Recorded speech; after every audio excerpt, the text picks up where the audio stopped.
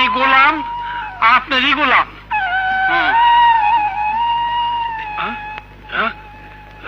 কি রে, কি হয়েছে? নাকে চেঁচড় দিচ্ছিস কেন? বাবা, ও অপরাধ করেছে, তাই আমি ওকে শাস্তি দিচ্ছি। এই দেখো, ওর হাতে তার। ঠিক করেছো। চাকর বাকরদেরকে এইভাবে শাস্তি করতে হয়। যাও, যাও এখান থেকে।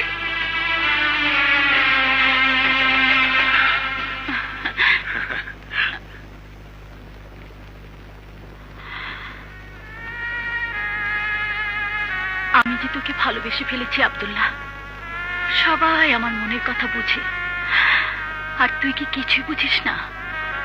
বুঝি ম্যাম সাহেব, সবই বুঝি, কিন্তু আমি যে চাকর, গরিবের বুক ভরা ভালোবাসা থাকে, কিন্তু প্রকাশ করলে যে অপরাধ হবে ম্যাম সাহেব, অপরাধ হবে।